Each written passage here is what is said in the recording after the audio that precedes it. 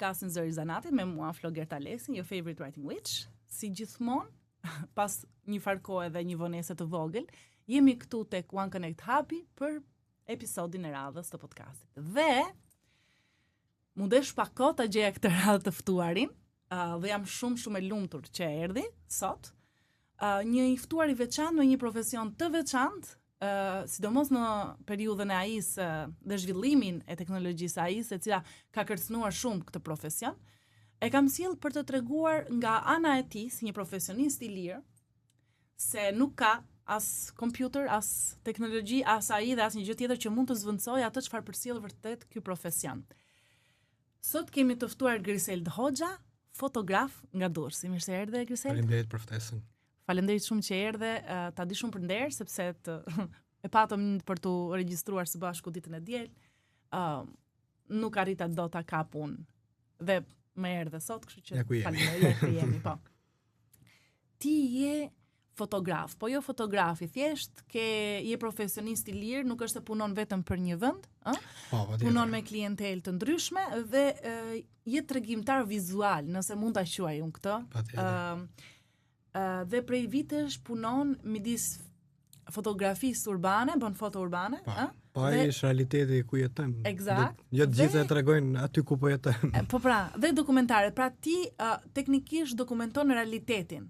Dhe ke një stil shumë të veçantë në fotografi, ku ke zgjedhur fotografi bardhëzi në disa vende, por për shembull pastaj edhe me ngjyra sigurisht, është pjesë e jotja. Unë pëlqyen se unë i pash të website jot kishte një portofol goxha të madh dhe çmime. Nëse zgaboj. Më thuaj pak, Griseld, kur e nise fotografin dhe pse ju drejtove këtij profesioni? Pra, unë kam nisur fotografin rreth 9 vite më parë. Më përpara jam marrë me basketbollin. Okej. Mendoja të ishe basketbollist sot, po shkolla jam dhe i gjatë, pak e shumë. Edhe unë prej gjatësisë më thonë, merresh me volejboll apo basketboll, gjithmonë ajo është shprehje. Shqiptare, po. Dhe jam marrë, domethënë, basketbollin mund të them gati 7 vjet, basketboll që në fëmijë, por më pas në këtu ku jetojmë, ndërpriten ato ëndrat pasaj sepse sporti nuk është shumë favorit, siç dhe arti. Por do të jesh ti kanalizosh mirë gjërat që të mbjetosh. Eksakt. Dhe më pas nga pasioni për sportin, basketbollin, gjeta një pasion tjetër aty që ishte fotografia. Dhe avash fillova ta ushtroj dhe sot u bën gati 9 vite dhe vitin tjetër mund të bëj 10 vjetorit. Okej, urime. Ke bër ndonjë studim të veçantë për fotografin, ke bër trajnime apo e ke nisur me pasion në fillim? Po, ka nisur si pasion, pastaj rrugës janë gjetur forma të ndryshme si trajnime, diskutime, takime me mjeshtra të fotografisë, domethënë që kemi konsumuar biseda apo teknika, domethënë tashmë siç e the vet koha e AI tani për çdo lloj problematike, çdo lloj gjë, një pyetje ti bësh aty dhe të dalin domethënë të gjitha. Edhe ndihmon shumë domethënë. Kurse tani është ndryshe. Më përpara ti ke bërë një metodë pune më tradicionale, se para 9 vitesh nuk e imagjinonin dot, konceptonin dot AI. Tani kemi patur Google-in, po çdo vit ndryshojnë gjëra, domethënë hedhë sipas kohës, nuk mund të përdorësh më një aparat me film, do hedhë sipas kohës, kështu që investimi vazhdon. Investimi është i presh, patjetër, diskutohet. Po un pash pak te website-i jot dhe te portofoli jot që kishe shumë foto të Durrësit. Pse e ke kapur në atë lloj këndvështrimi? Domethënë për të dokumentuar si jetën urbane të Durrësit, po të zhveshur totalisht. Domethënë ti je shef fotografin si art, ë?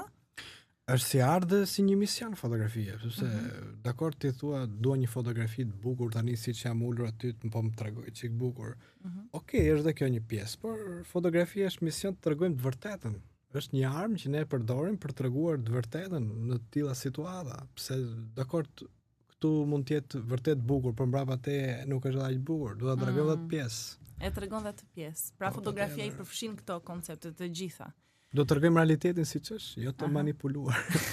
Sepse media është si puna medias, domethënë që bën ti një takim, thua bombardon ishte takim me 1000 vet, por bëj pak kënd gjë dhe shikosh sa ishin realisht. Pra domethënë ty të pëlqen që të shfaqesh të vërtetën ashtu sikur është, të zhveshur. Vërtet, sepse na ka mbytur propaganda kohët e fundit dhe duhet të jemi pak më realistë me këmbë tok. Edhe me këmbë tok për të parë, po është e vërtet. Propaganda është e tepruar. Plus që sepse fundja fotografia këtë mision ka tregoj të vërtetën. Tregoj të vërtetën. Ti kshu e ke sheh, domethënë. Nuk e sheh si një mision që mund ta përdorësh për të manipuluar një masë madhe njerëzish ose për të ngacmuar emocione. Ata ja kemi lënë atyre që e përdorin, ne përdorim për çfarë përdoret.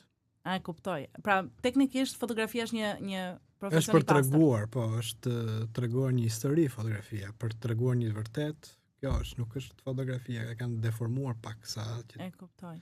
Kohët e fundit ka hyrë shumë kjo propaganda dhe prandaj ka marrë tjetër rrugtim.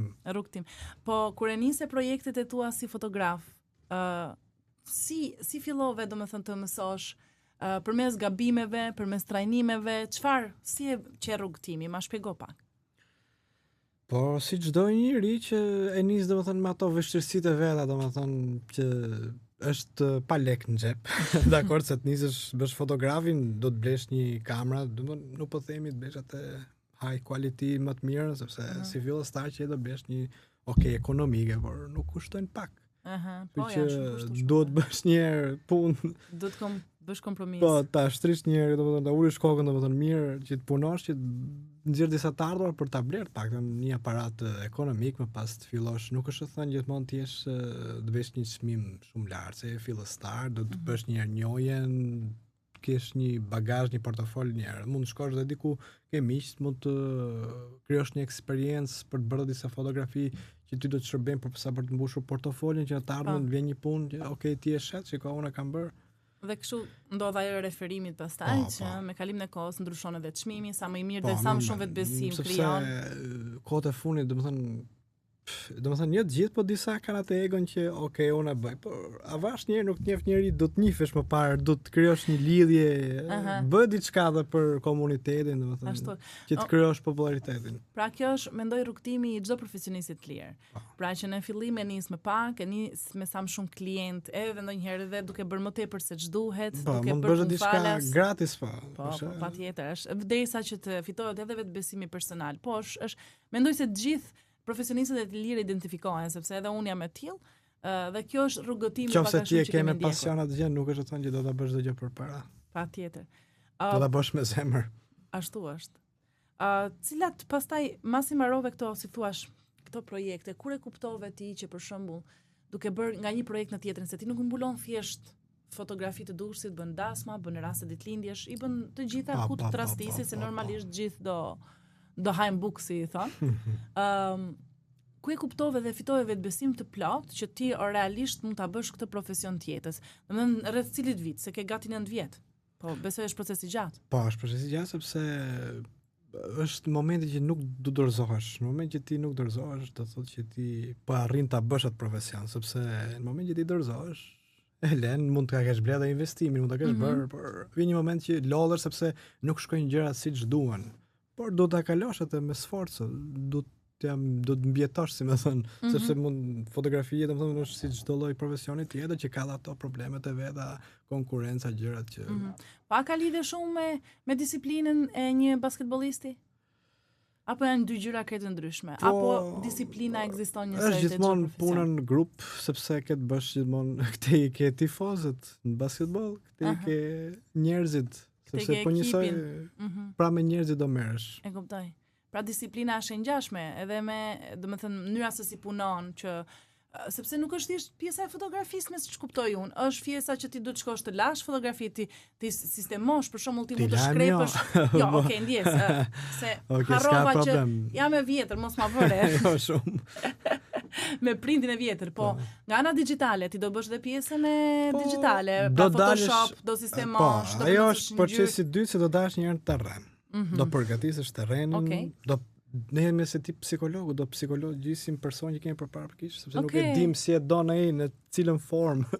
Ka parasysh sepse nuk mund të jetë gjithmonë, ti do tani me sjellje, po nuk të kupton, varet nga personi, do të djesh gjuhën e komunikimit me të.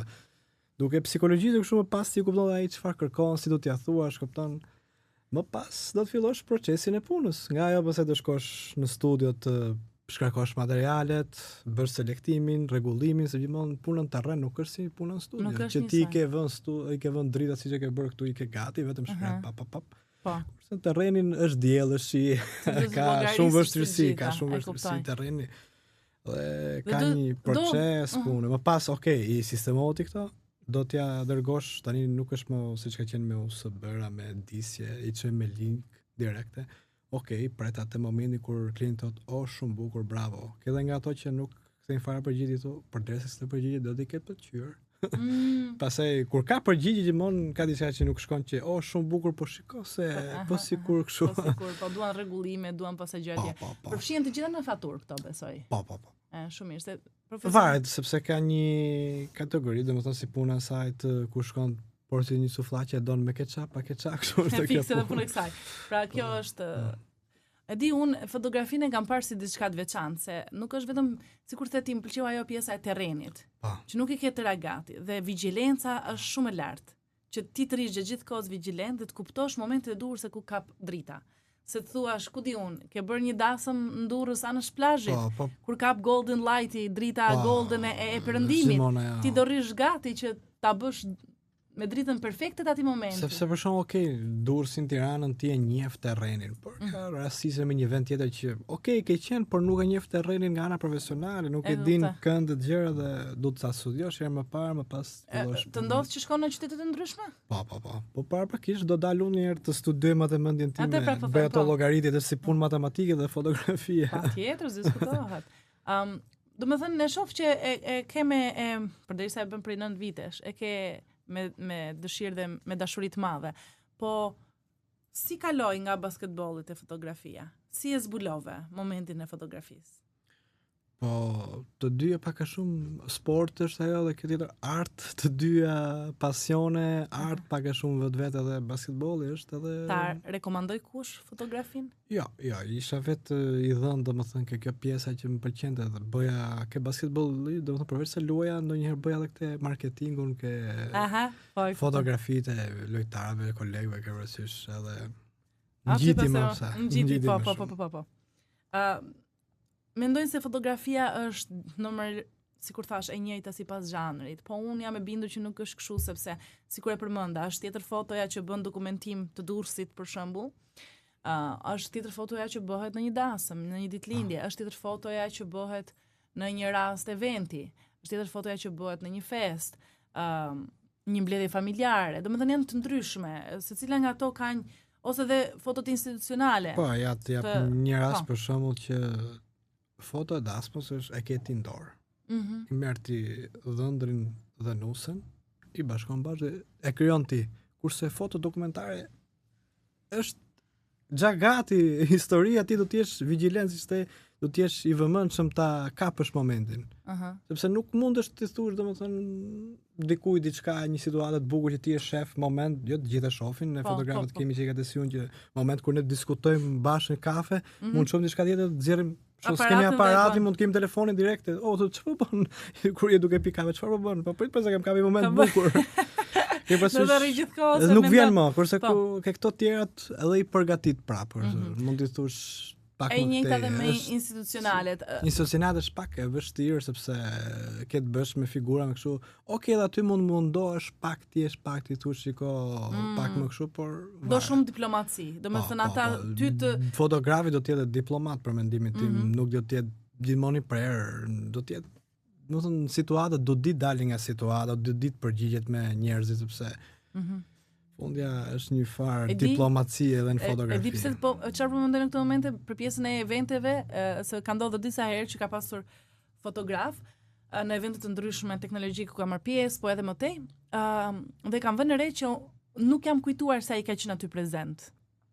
Nuk e dija që ishte, për shembull, vetëm kur kanë dalë te eventi të foto të ndryshme që janë realizuar, kemi parë që jemi fotografuar në mënyrë natyrale, duke biseduar. Ajo për mendimin tim është foto më e bukur, sepse kur unë do të them ty shiko rri kështu, ti do ngrish, nuk je fort e sigurt dhe Nuk del foto origjinale. Po. Unë preferoj foton e lirshme, spontane. Pra në një farë mënyre, sikur po them, u zhdukaj në ambient, si thuash, Po, unë nuk e dija që ishte fotografi. Këtë punë për shembull kur fotografoj çiftet e dasme, për shembull, unë nuk jam fare këtu, vazhdoni punën tuaj dhe është më e qetë. Po, shihoni, nuk zështë kur jam. Pra ti në një farë mënyre si fotograf kap momentin, por nuk je pjesë e momentit. Po. Patavia, backstage. Fix. Si e menaxhon presionin e momenteve live? Se si the për shembull, ti e ke më të lehtë për dasma. Po është pra presion se Ja, domethënë lehtë për të krijuar atë fotot e klipit, por pasi kur fillon banketi ne i bëjmë pak të stërgjata, nga 2 motor, shkojnë janë ato ritualet që kemi. Në ditëlindjet bën edhe shkurtë, por këta janë ato të gjata që fillon si ditëlindje përfundon si një dasëm. E kuptoj. E kupton shqiptari i gjen këto manovra të reja. Por që ka filluar pak të redukton, domethënë kuptim me kohën, ka filluar të vetë orari, që shiko, unë do të jem kaq orë, sepse nuk kam kuptim të jem 12 orë, sepse ndërkohë mund të jem të bërë një punë tjetër, një punë tjetër unë njeri jam, kam dhënë. Po, ke limitet e tua. Po. Po, nuk mendon se momenti live ka ku diu një lidhje tjetër, si them unë, e ke parasysh se tani nga AI-ja ti mjafton të shkruash një prompt aty, edhe të nxjerr një foto sikur ti ke qenë live në X vend. Edhe sikur u ka humbur ajo vlera. Po këtë pyetje do të bëja unë ty, mendon se ka humbur vlera e fotografisë reale apo i është rritur prej AI-s? Se tani nuk dihet më çfarë shohim, është e vërtet apo jo? Ja, domethënë fotografia reale është on top, do të them unë ato me AI edhe kupton, janë të kuptueshme dhe nuk janë origjinale krejt, janë si ato fotografitë falso. Që bën në Photoshop ose gjëra. Atë ndjesin. Po pra ti mendon që edhe nëse bëhet Photoshop apo diçka, e zëm se montohen gjëra të ndryshme në foto, nuk do përcillet ajo? Ja, nuk e ka atë lloj emocioni që ka foto reale asnjëherë. E di falso. E di pse doja shumë që të vinte një fotograf këtë radhë dhe edhe një herë të falenderoj që erdhe. Pikërisht se po ndodh kjo rasti të protestës, që do ta përmend vetëm shkarazi, sepse jam pjesë aty, por që kam parë që fotot kanë luajtur një rol të jashtëzakonshëm në sensibilizimin dhe në mënyrën se si kjo protestë është përcjellë, jo vetëm brenda, po edhe ndërkombëtarisht. Po siç tham, fotografia është bërë pjesë e jetesës. Tash edhe më shumë se video, edhe më shumë se video. Po fotografi, video, domethënë është bashkën ato, domethënë një person mund të bëjë të dy atë foton dhe videon, por është bërë pjesë jetese. Çdo kush, pjesa më e madhe e popullsisë tani nuk jeton dot pa pat një fotograf ose një videograf ose edhe fare telefonin e vet. Qofse ai nuk e ka dokumentuar jetën e vet ditën e sotme, nuk quhet. Domethënë, imagjinoje pak sikur mos ishte kjo. Nuk do kishte jetë, domethënë, në kohën që po jetojmë, sepse do humbisin shumë momente. Vetëm prej videove, fotove, po jetohet, domethënë, momenti i sotëm. Dikur e shijoj edhe pa fotografi, nuk ka pas aparat ose ishte pak mundësia. E shijoj vetëm duke parë me sy. Tani e shijon vetëm duke parë në story, në Instagram, në Facebook. Po ashtu është. Që është një rol shumë i rëndësishëm fotografin këtë kohë, mendoj unë, sepse por i pavlerësuar. E di çfarë po mendoja tani? Ja, mendoje pak vetën, sikur imagjino mos ishin këto fotografët e protestave që të bënin një hon. Se edhe media pak a shumë, me çka kam dëgjuar, nuk ka qenë aktive prezente në tilla raste. Vetëm për këtyre djemve, kolegëve apo të rinjve, blogerëve që e kanë bërë të mundur të edhe ka blur, domethënë Instagrami, po ta shohësh pafund për çdo ditë. Imagjinoje pak një moment sikur mos ishin këto. E drejt, do humbiste një diçka. Kurto sa rol të rëndësishëm kanë këto djem vajza që dokumentojnë, bëjnë këtë punë si unë, nuk janë vlerësuar mendoj. Po ta veshja bie në këtë rast për shembull dekorohen në fund viti shumë domethënë profesione, por fotografi nuk kam dëgjuar. Që të bënte.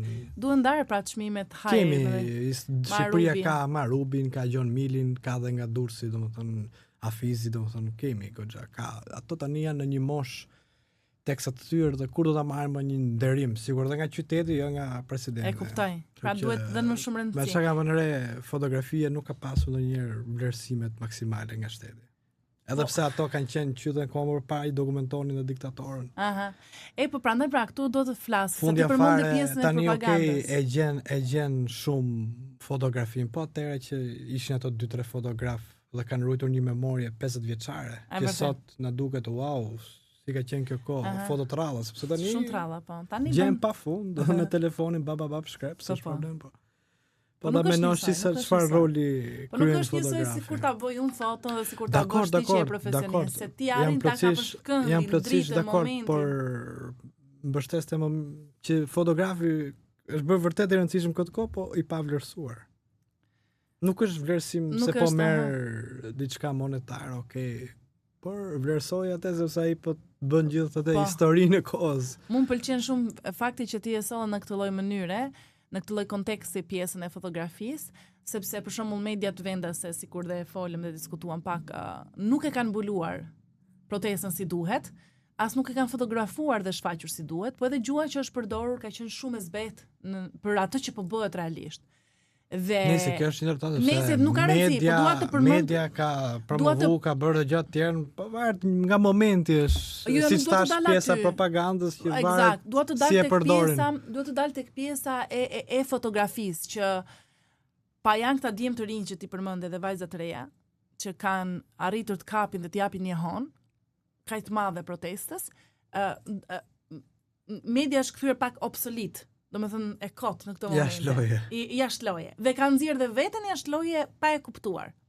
Dhe tani, jo vetëm me protestën, po edhe me shumë ngjarje të tjera, do me thënë pikërisht forca që ka ai që fotografon, është momenti dhe që e përcjell dhe sidomos nëse ti je i pavarur, ku ti nuk ke ndikim emocionale, politike, partijake, më the të thash, kur ti je i pavarur, ti do e kapësh në mënyrë të pastër foton atë momenti. Po fotografi s'do të jetë i një anshëm, do të jetë i pa anshëm, sepse do të tregoj çdo gjë, ajo është misioni i tij. Është e kot pasaj nëse unë shoh vetëm një pjesë, siç thash, unë nuk shoh vetëm bukur, por shoh atë problemin që na rrethon. Atëre pra, kjo zgjedhje që bëre për Durrësin që bën fotot bardhazi, është zgjedhje artistike. Jo, është zhanri, domethënë artistik që unë përdor fotografia urbane, domethënë fotografia bardhazi, street fotografia rrugës, kjo kupton. Cilat janë nga fotot më të bukura që ti ke bërë, që i ke pranë zemrës? Po, kam bërë shumë sepse i kam përzgjedhur një fotokatalog që kam prezantuar para 3 vjetësh në 2023-shin. Isha dhe në ekspozita që kam realizuar, e kam bërë si brenda vendit dhe jashtë vendit, më pas e risolla me katalog, sepse kjo lloj zhanri, po ta shohësh fotografit, jo të gjithë i kuptojnë, kështu që i bëra te katalogu dhe me storytelling poshtë. Oh, bravo. Që t'jarrisisha më nga afër. E pash në fakt që kishe bërë ta përshkrimet të vogla dhe ishin shumë goditra. Dhe janë realitetit ku jetojmë, domethënë. Ishin goxha. Se fotot flasin për këtë realitet ku jetojmë, por jo të gjithë e kuptojnë kur e shikojnë foton, se dikush e shikon ndryshe, por okay, ajo është e bukur që ti ja merr kuptimin si do ti. Si do ti, po. Por në këtë rast si e solla më nga afër, më. Pra ti e ke kanalizuar vëmendjen e atij që shikon në drejtimin që ke dashur të përcjellësh, që ta nxisësh çik, ta ngacmosh atje ku duhet të shkoj. Domethënë se zakonisht sikur thotë ti, shikon foto dhe thoj, po mirë, ha, se bardhazi një kosh plerash është kjo. Që është përshtatur me realitetin ku po jetojmë. Isha në Gjirokastër në para kohë pandemie ka qenë. Dhe ke dhoma hoteli, domethënë kisha direkt nga rruga dhe poshtë ishte bari. Ishin ato tavolinat rrethore, ke parasysh si pllaka gramofoni, edhe karriget. Edhe një djalë, domethënë kishte dalë për të pirë një kafe, një cigare aty me telefon dorë. Po ko pandemie, ti e din më, domethënë. Edhe në Gjirokastër, imagjino që s'ka shumë njerëz. Dhe ajo foto përshtatet shumë me realitetin ku po jetojmë, që gjithë rinia është emigruar. Dhe unë këtë e kam risjellur në katalog ku bëra me një storytelling dhe sigur unë thras nga lart, çfarë bën vetëm aty? Po ja, po shikoj miqtë e mi, njëri në Gjermani, njëri atje në Angli, njëri në Itali. Po ti pse s'ke i them unë? Po ja, ç'duan atje, unë riktur rahat kam për mëkan dhe pi kafen. Edhe kjo është një formë realiteti, dikush ka dëshirën të punoj, dikush është më komod këtu, por kjo që po jetojmë. Kjo është realiteti që po jetojmë, është vërtet. Dhe ti ke kapur atë moment dhe të ka ngelur në mendje sepse realisht ke treguar një plagë sociale. Po, rinia shqiptare, domethënë ishte një nga temat e Tirana Foto Festival dhe mori çmim, domethënë. Oh, bravo. Përshtatej. Tamam, kjo është plagë sociale në fakt, se kur mendon. Po, dhe në katalog janë tilla, domethënë ngjarje, tilla tematika të realitetit. Jo vetëm rinia, por shumë tjera. Ku dështon saktësisht kompjuteri, AI-ja, që nuk arrin do ta bëj si kur e bën një fotograf. Ku dështon? Se ti e përmende pak që nuk e përcjell, nuk t'jep atë emocionin, po. Nëse ja përshkruan shumë mirë, ndoshta dhe prodhon një alamet foto. Dakor, me AI ka thirrsu disa punë, momente që posterat po t'i vesh gjithë i bëjnë nga AI apo unë për shumë AI në përdor nëse do të realizoj një skem, një tematik të X foto ekspozite, du të di si do dali dhe unë atë që kam shkruar, kam bërë men, ja jap aty dhe ja ma tregon disa versione. Për këtë punë shërben, sepse pra nuk është se e ke parë si AI shërben, nuk është si armik normal, por shërben shumë, domethënë për të ndihmuar, po jo për ta marr shablon dhe them kjo është puna ime, absolutisht. E ke patur të vështirë me çmimet, me vendosjen e çmimeve apo me eksperiencën pasaj dhe është bërë më e lehtë? Po normal, në fillim do ta nisësh me pak, më pas rrugës, duke parë dhe fluksin, do të jesh çik më Nëse do i flisje vetes tënde këtu e para 9 vitesh, çfarë do të thotë të bënte ndryshe? Ti mendon çfarë profesion të isha dalë, jo fotograf? Të profesionit po mbaje ato që është e fotografi, po jo, çfarë do t'i thoje vetes tënde kur nisë si fotograf? Nëse do e kishe tani përballë, që të bënte ndryshe atë periudhë, që ka humbur kohë, ose që nuk e ka bërë si duhet, ose që i ka marrë shumë kohë për ta bërë, apo çfarë do lloj procesi që ka qenë për të bërë dhe nuk e pendesa për rrugtimin si fotograf? Po, mase do t'i kisha thënë vazhdoj dhe sportin dhe fotografin. Do të vazhdoj të dyja, bukur. Se mbasi e le, pastaj nuk ka pendot. A shef sfida shumë si profesionist i lirë, apo besoj se a ke marrë dorë me këto 9 vjet? A vazhdojnë? Dakor, sfida ke sa dush, ka problematike nga më ndryshme, por për shembull, një tre problematika që ti ke vënë re se përsëriten shpesh si fotograf. Ka të bëjë dhe njerëzit, domethënë kultura. Neve nuk e kemi fort kulturën e komunikimit. Ajo ndikon në psikologji, sepse fotografi punon me mendje dhe nëse nuk ndihet mirë, atëherë nuk prodhon një punë të mirë. Nuk prodhon. Okej. E kuptova. Siç thash më parë që do të psikologjisë personi, sepse do të dish si sillesh, si të flasësh dhe që ti jesh komod dhe tilla, ai të dy bashkë merren vesh, sepse nuk është se unë njoh për kohësh klientin, do tulesh një herë, të komunikosh njihesh. Po. Sepse tani për të një fjalë që mund thuash dikujt i ngeladhur, do të jemi në fund ditës bashkëpunues për atë punë që po bëjmë. Ti je pjesë e një ekosistemi krijuesish, sepse në fundit si unë që shkruaj, si ti që bën foto, si dikush që bën video, futen te kreativa. Çfarë she të vështirë aktualisht në ekosistemin e kreativës në Shqipëri që mendon se duhet të ndryshojë dhe duhet të japi më shumë shtys këtyre lloj njerëzve që të ecin përpara? Atëherë do të mbështetur arti. Unë isha madje vjet në një festival fotografie në Kosovë dhe atje ke rrethi, domethënë që takova, po më thoni që ministri i kulturës i Kosovës të rinjve tha kush do që ka aplikuar ke Ministria e Kulturës për fondet e artit edhe kreativës, nuk ka lënë asnjë pat i dhënë një fond, sikur dhe më minimale, domethënë. I kam mbështetur gjithë të rinjt të bëjnë artin e tyre. Imagjinoj që Kosova është e vogël, po. E vogël, po dhe pak mbrapa mund të themi, po nuk është aq mbrapa. Unë them sepse ajo është me atë menditet që kanë janë më afër Europës, por me shumë problematika për të hyrë. Kështu që sigurisht Shqipëria të funksiononte kështu që të mbështesë këto të rinj, domethënë që ti jepte një fond kreativiteti, nuk do kishin përfunduar rinia aty ku ka përfunduar, siç po ndjejmë dita ditës problematika nga më ndryshme. Përveç se ikin, por këto problematika në për shkolla, vrasje që dikush hullet nga lart, është një temë tjetër, zota prekin, por nga kjo vjen, nëse ai nuk gjen veten diku, çfarë do bëj? Humbet motivimin. E vërtet. E kuptoj. Po megjithëse që ti ke kaq shumë kohë që e bën këtë punën si fotograf, sikur the pak më parë, do t'i kishe thënë vetes që të vazhdoj edhe sportin. Pra, nëse s'do kishe bërë fotografin, do kishe shkuar te sporti 100%. Mbase jo. Mbase jo? Çfarë profesioni shef tjetër te vetja jote përveç këtyre dyve? Më jep edhe kështu që të organizoj të jem bashkëpunues me njerëzit, domethënë koordinator, po. Kjo më jep të jem gjithmonë sepse kemi ndurës dhe një fotoklub që është hapur, domethënë, mund të themi, është lokal, por me pesh që Shqipëria nuk e ka një tillë, mund të kenë festivale fotografie, por një klub fotografësh nuk e ka Shqipëria. Kështu që Durrësi e ka që për 20 shtatorit vitit kaluar. Dhe tani kemi filluar bëjmë disa aktivitete aty dhe bashku kemi një bord drejtues, koordinohemi që organizojmë këto aktivitete dhe ke gjetur veten aty. Po, domethënë bëjmë edhe pjesë, përveç aty dhe në vende të tjera. ti e ke gjetur veten aty, po ku mund të gjejnë njerëzit ty?